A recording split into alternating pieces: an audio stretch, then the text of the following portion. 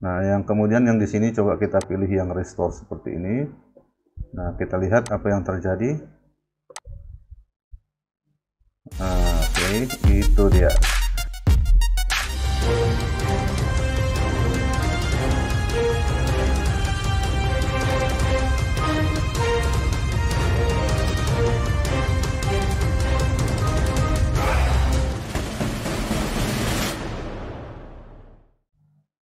Baik, untuk memulai Camtasia, seperti pada video sebelumnya saya sudah jelaskan, ini akan kita buat.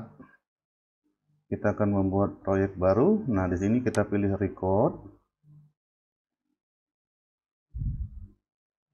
Kita tunggu. Nah, ini yang saya katakan tadi, tampilan awal dari Camtasia.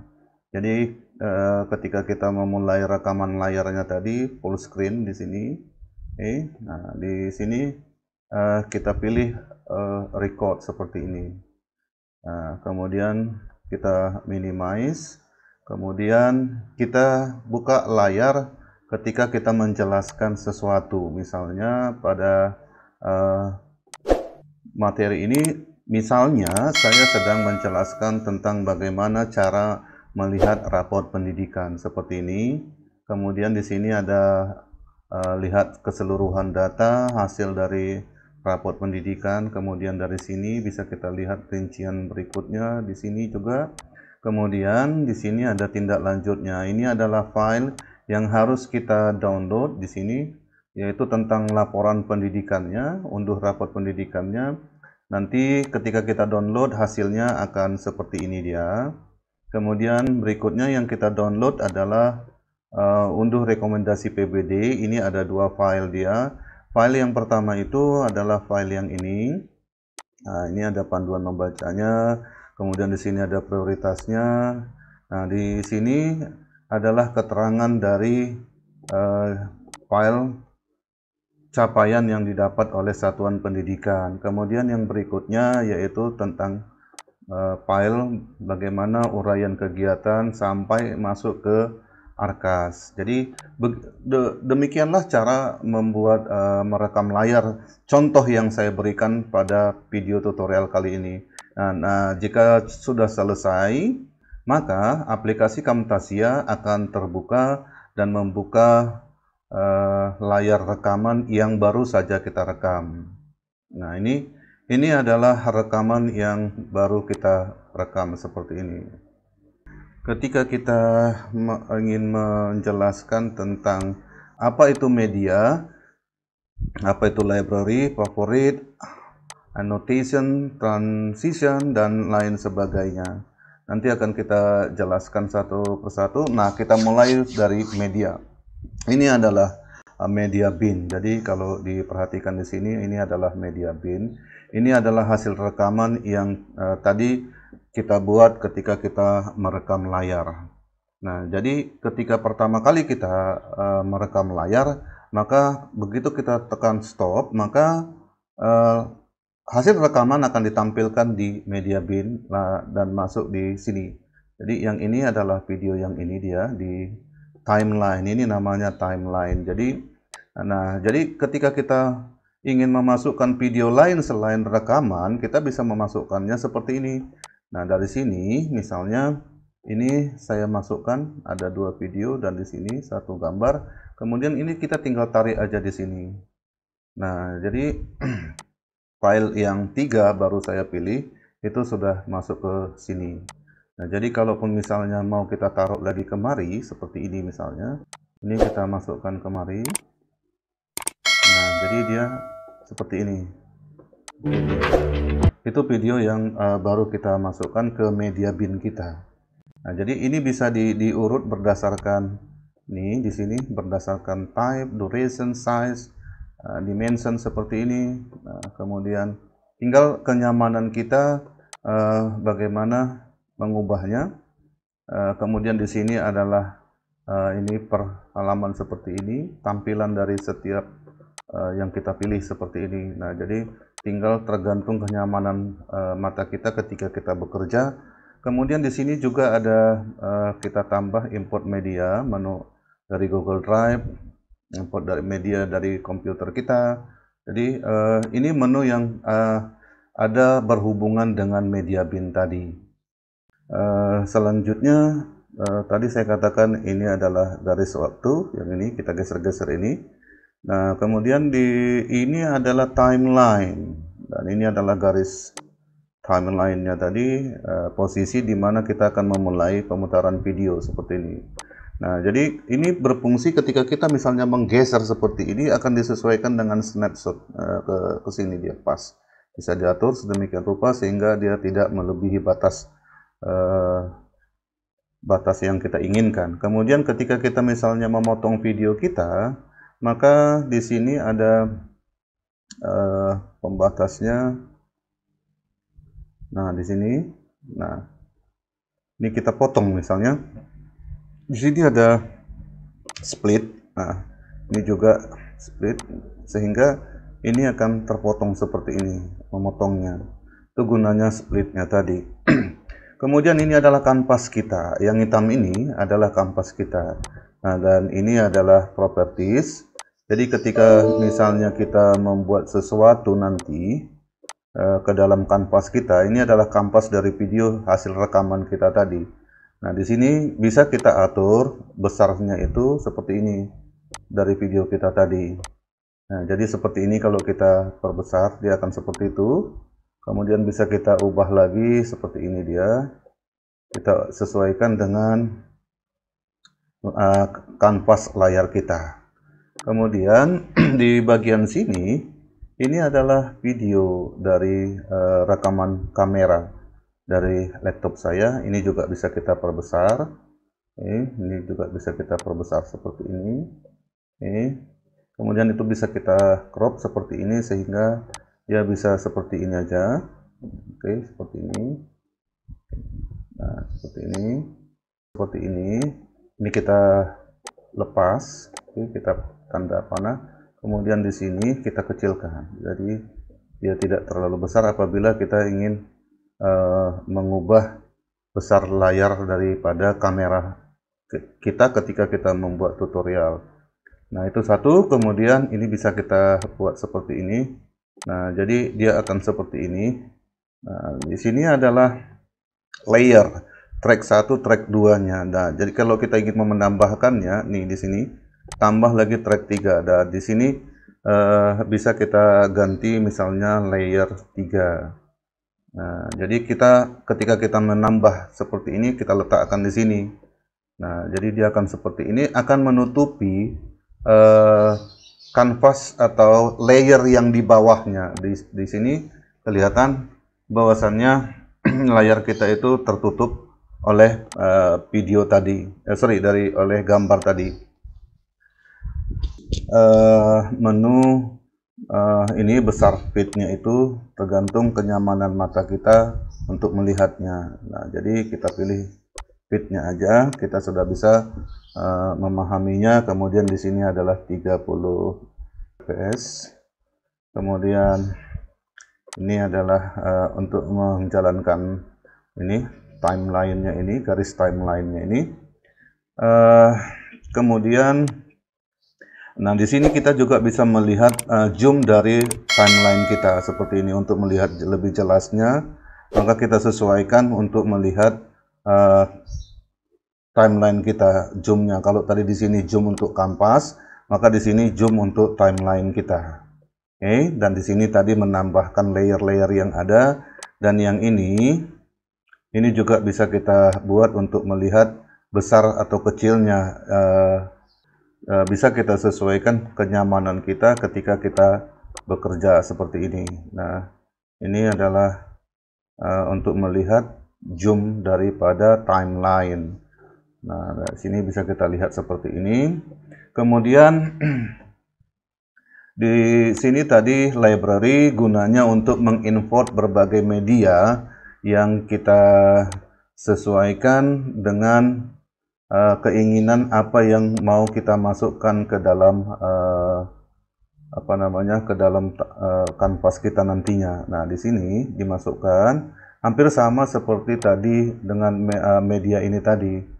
Tetapi yang di sini dia dikumpulkan untuk berbagai jenis, disortir berdasarkan hasil apa yang kita masukkan ke dalam library kita. Jadi kita bisa juga mengklik tanda tambah seperti ini. Oke, kemudian yang berikutnya, yang di sini adalah annotations. Jadi annotations ini gunanya ketika kita misalnya ingin menjelaskan sesuatu, misalnya tentang, oke, ini kita tarik seperti ini. Nah, oh sorry, di sini kita klik dulu, kemudian ini kita taruh posisi seperti ini. Kita ingin mau memberikan penjelasan tentang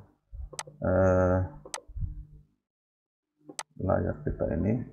Nah, ini kita kasih keterangan seperti ini misalnya. Nah, jadi ini bisa kita atur sedemikian rupa.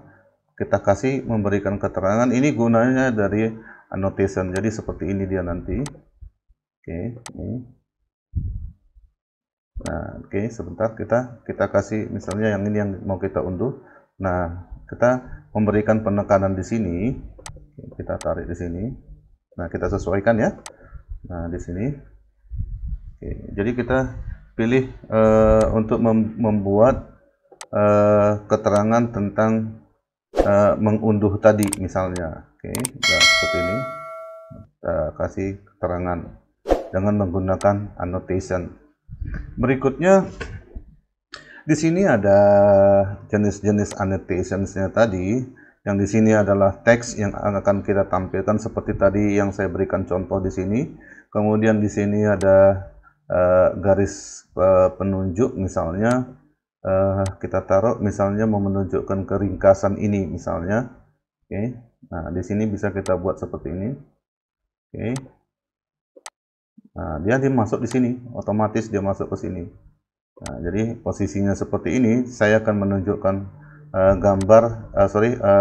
ringkasan. Jadi saya memberikan penekanan di situ. Kalau tadi annotation yang pertama ini kita mau menunjukkan untuk unduh raport pendidikan, maka yang berikutnya arrow ini untuk ringkasannya itu tadi. Jadi kita bisa memberikan keterangan-keterangan untuk memberikan penekanan kepada apa yang akan kita deskripsikan. Begitu dia. Bagaimana kita membuat ini seperti ini misalnya ketika kita mau membuat keterangan tentang lingkaran seperti ini. Nah, sorry, ini kita buang dulu. Kita mau membuat lingkaran di B tadi misalnya. Nah, di sini kita buat seperti ini. Sorry, ini tadi kita hapus. Ini dia. Nah, ini kita letakkan di sini seakan-akan kita memberikan lingkaran, memberikan keterangan di layar kita. Maka di sini kita klik seperti ini. Nih, scale ya, sorry, scale. Nah, di sini scale-nya ini seberapa lebar dia. Keterangan yang akan kita pilih. Nah, jadi opacity-nya itu tadi kecerahannya tadi. Dan bagian-bagian dari sinilah propertiesnya kita tadi. Nah, dari sini, yang ini, dan yang ini. Nah, jadi scale-nya tadi, itu bisa kita buat lebih besar lagi seperti ini. Nah, jadi kita membuat yang memberikan penekanan pada akreditasinya tadi. Nah, jadi ketika dijalankan, dia akan seperti ini. Ya, sebentar, kita pilih. Nah, itu dia keterangan dari penekanan yang ada di annotationsnya tadi. Oke, kemudian yang berikutnya di sini ada transitions. Transitions itu adalah transisi. Transisi itu adalah bagaimana kita mengganti, membuat animasi, pergantian antara animasi yang pertama, antara video yang sebelumnya dengan video yang berikutnya, seperti ini tadi. Nah, di sini ada ini, seperti ini misalnya. Nah, atau yang ini. Nah, yang ini juga seperti ini dia. Coba kita taruh di sini misalnya. Nah, jadi ketika kita buat, dia akan ada pergantian seperti ini. Pergantian antara video yang satu dengan video yang lainnya di sini. Nah, itu dia. Kalau yang ini dia seperti apa? Kita lihat nih. Bar wife. Nah, itu dia. Itu yang dimaksud dengan transisi, Bapak Ibu. Nah, kemudian di sini masih banyak lagi jenis-jenis lainnya. Seperti misalnya yang ini, kita coba. Nah, seperti ini dia. Nah, oke. Atau yang seperti ini misalnya. Lalu kita pilih seperti ini. Nah, itu yang dimaksud dengan transisi, jenis-jenis transisi yang ada di transitions. Kemudian di sini ada behavior. Behavior ini adalah animasi untuk seperti ini misalnya. Selain tadi ada apanya, ini adalah behavior dari layar atau teks yang akan kita pakai. Misalnya seperti ini tadi, ada annotationsnya tadi, seperti ini misalnya. Oke, kita taruh di sini misalnya, call out-nya ini tadi. Nah, call out-nya itu bisa aja kita buat seperti ini misalnya. Nah, seperti ini. Nah, coba kita mainkan. Itu dia. Oke. Kita ulangi lagi. Seperti ini. Nah, jadi selain untuk teks juga bisa kita pakai untuk video kita. Nah, di sini coba kita cut, kita potong di sini. Nah, di sini kita buat dia nih seperti ini. Nah, kita lihat apa yang terjadi. Nah, itu behavior animasi yang bisa kita buat untuk teks dan bisa juga kita buat untuk layar atau video kita. Kemudian yang berikutnya, setiap kita, ini saya batalkan dulu seluruh animasinya. Oke, saya batalkan dengan menekan Ctrl Z ya Bapak dan Ibu. Kemudian yang ini saya hilangkan aja. Nah, saya sudah menghilangkan dengan menekan tombol delete. Berikutnya, di sini adalah animation Bapak dan Ibu. Animation ini gunanya ketika misalnya kita ingin menekankan sesuatu. Misalnya ketika saya mau menjelaskan tentang ringkasan itu tadi, saya hapus dulu ya. Di sini saya mau masuk ke situ, maka di sini itu saya pilih yang behaviornya itu dari aktual, dari scale sama apanya ini, lalu kita berikan penekanan saya mau menunjukkan nih seperti ini tadi. Nah, ringkasan yang mau saya klik itu, nah di sini saya mau menunjukkan ini dia nih. Oke, sebentar ini saya hapus dulu. Nah, dari sini saya pilih klik seperti ini, lalu saya stop. Kemudian saya stop dulu di sini. Kemudian yang di sini, ini saya mau menunjukkan ini ringkasan seperti ini. Lalu saya bawa kemari seperti ini. Oke, sorry. Nah, ini ringkasan seperti ini. Kemudian coba perhatikan seperti ini dia hasilnya. Nah itu dia. Kemudian ketika sudah selesai misalnya sampai di sini, nih, setelah sampai di sini, setelah di sini kita ubah lagi aktual pixel sama scale to fit-nya ini tadi. Jadi dia kembali normal lagi layarnya, maka akan otomatis dia kita lihat seperti ini. Nah, itu dia. Nah, jadi itu gunanya dari animationsnya tadi, penggunaan animationsnya tadi seperti ini. Dan ini juga bisa kita kurangi seperti ini di bagian mana dia mulainya. Nah, seperti ini dia. Oke, itu. Jadi itu cara menggunakan animationsnya tadi, zoom and fun-nya tadi, animationsnya tadi. Oke. Nah, di sini ada custom animationsnya. Di sini bisa kita buat di sini misalnya. Ini. Nah, dia akan punya efek seperti ini. Nah, itu dia. Nah, yang kemudian yang di sini coba kita pilih yang restore seperti ini. Nah, kita lihat apa yang terjadi. Nah, oke, itu dia. Bapak dan Ibu nanti bisa mencobanya bagaimana cara menggunakannya. Kemudian di sini ada cursor animation. Di sini ada ketika misalnya saya klik dia dengan klik kiri. Seperti tadi saya katakan di sini, ketika saya mau mengklik ini, maka akan ada tanda seperti ini ketika saya mengklik. Maka yang ini saya tarik aja ke sini semua. Jadi ketika saya mengklik mouse saya, maka akan ada tanda warna merah. Nah, jadi Bapak dan Ibu ketika mau mengekspor, ini masih ada lagi sebenarnya voice narrator, audio effect, kemudian ada visual effect, interaktif, sama captionsnya tadi. Bapak dan Ibu bisa mencobanya satu persatu. Apalagi menu-menu yang ada di layar menu pada Camtasia ini. Saya kira untuk membuat videonya di sini kita pilih export, kemudian kita pilih local file. Di sini buat nama video atau nama filenya. Jenis yang kita pakai itu MPEG-4, kemudian disimpan di folder mana, dan seterusnya baru kita tekan export. Oke, saya kira itu yang bisa kita kembangkan bagaimana cara menggunakan Camtasia.